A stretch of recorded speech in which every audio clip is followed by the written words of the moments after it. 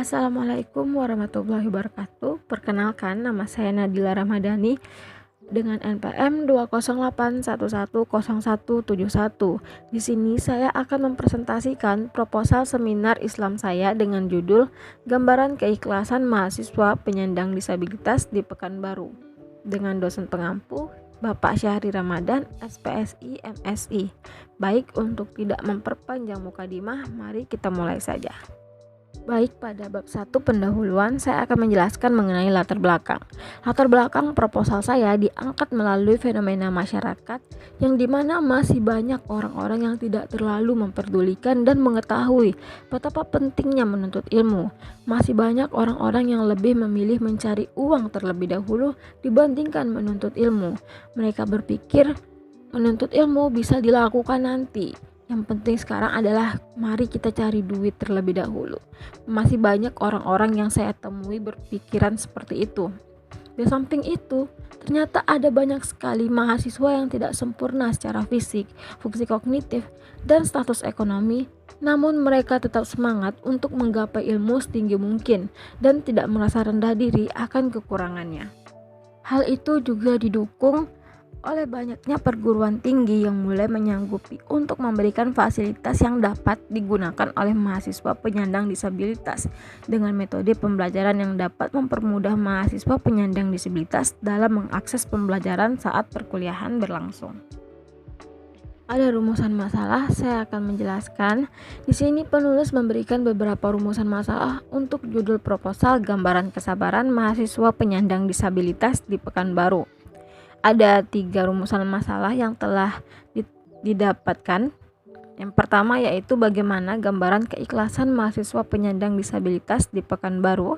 Yang kedua, faktor apa yang mempengaruhi keikhlasan mahasiswa penyandang disabilitas di Pekanbaru. 3, bagaimana cara mahasiswa untuk dapat ikhlas dalam kemampuan fisik yang dimilikinya. Kemudian, dan telah ditetapkan juga tujuan penelitian, yaitu dari penelitian ini diharapkan penelitian ini dapat menambah ilmu pengetahuan dan wawasan di bidang psikologi pada umumnya. Yang kedua, dapat memberikan pemahaman bagaimana gambaran keikhlasan mahasiswa penyandang disabilitas di Pekanbaru. Baik, pada bab 2 tinjauan pustaka, saya akan menjelaskan teori keikhlasan yang saya gunakan pada proposal seminar Islam saya. Yang pertama, teori keikhlasan. Secara etimologi, kata ikhlas dimaknai dengan suatu hal yang bersih, putih, tidak kotor, tidak ternoda, jernih, dapat berupa materi maupun imateri. Sedangkan secara terminologi, ikhlas memiliki makna kejujuran suatu umat dalam meyakini atau akidah serta perbuatan yang hanya ditujukan kepada Allah Subhanahu wa Ta'ala. Kata ikhlas dalam kamus istilah agama dimaknai dengan menjalankan suatu perbuatan hanya demi mendapatkan ridho Allah, bukan karena ingin mendapatkan profit diri. Menurut Al-Ghazali dalam Hasyiah 2013, ikhlas merupakan bentuk perbuatan amal soleh yang dilakukan semata-mata hanya untuk mendapatkan ridho Allah. Menurut Al-Junaid Al-Ghazali 2017, ikhlas merupakan sebuah bentuk perilaku yang bertujuan untuk menghapuskan segala dosa. Baik, berikutnya saya akan menjelaskan aspek dan faktor ikhlas yang saya gunakan pada proposal saya. Menurut Cisanah tahun 2011, ikhlas memiliki dimensi-dimensi sebagai berikut. Yang pertama ada motif transendental, suatu hal yang mengarah pada perilaku dan pemenuhan kebutuhan transendental. Yang kedua ada pengendalian emosi. Di sini orang yang memiliki jiwa ikhlas cenderung memiliki kondisi emosi yang stabil, tegar, tidak mudah takut, namun sekaligus lemah dan rawan karena merasa was-was akan munculnya motif-motif yang mengganggu motif idealnya, yaitu transendensi tadi. Yang ketiga ada superiority feeling, suatu proses evaluasi untuk menguat dan melemahkan niat tertentu. Yang keempat ada konsepsi sebagai hamba Tuhan, mengakui ketidakberdayaan diri, adanya tugas mengabdi dan rasa tidak pantas untuk memiliki perasaan superior baik dalam level intrapersonal maupun sosial. Kemudian faktor-faktor yang mempengaruhi keikhlasan. Berdasarkan uraian mengenai bab ikhlas dari kitab Ihya Ulumuddin karangan Al-Ghazali dalam Kalami 2003, terdapat beberapa faktor yang dapat mempengaruhi keikhlasan seseorang. Yang pertama adalah pengetahuan.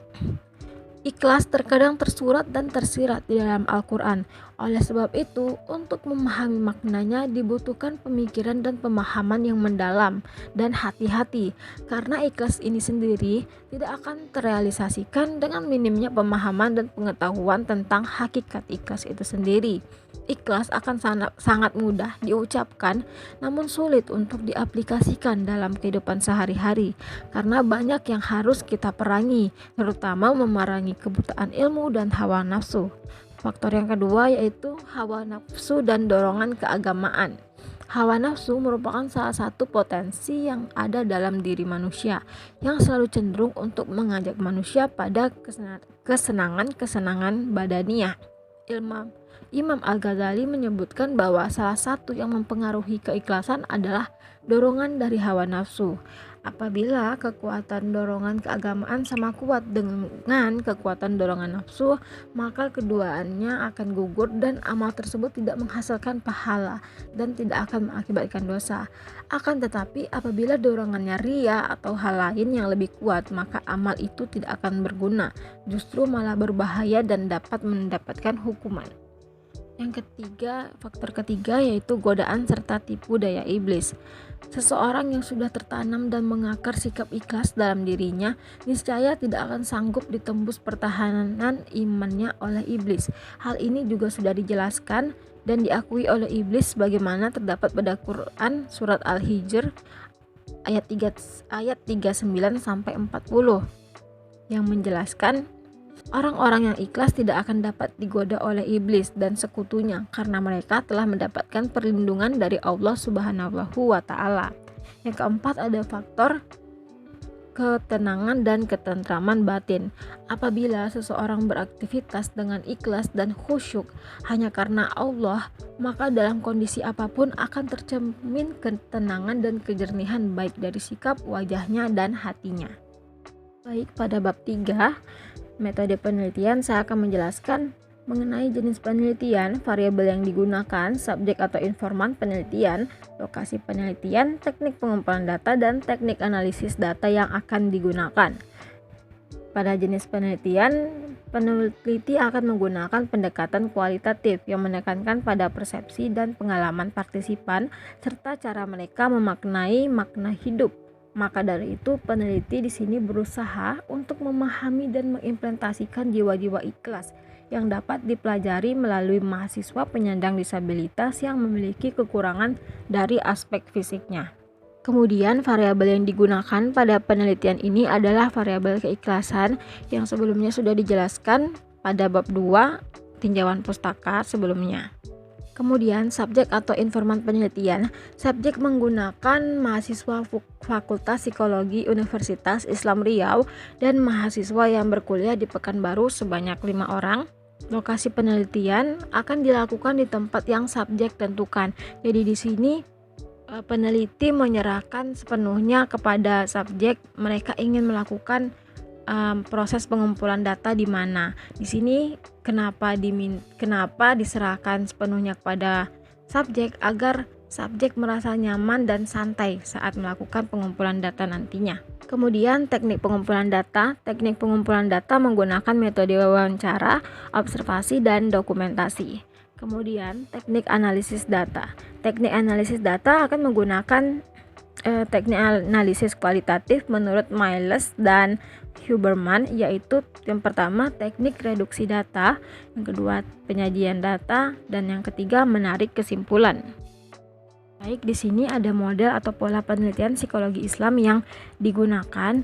Pada penelitian ini menggunakan model 4. yaitu penelitian dengan metode dan teori psikologi Islam. Pada model ini, penulis menggunakan teori para ahli yang bersumber dari para ulama, yang dimana penulis menggunakan pandangan atau sudut pandang dalam mencari teori dari variabel keikhlasan itu sendiri, sehingga pada penelitian ini akan lebih memfokuskan kajian psikologi Islam yang lebih luas, yang berhubungan dengan aspek kejiwaan manusia melalui sudut pandang Islam yang bersumber dari Al-Quran dan hadis.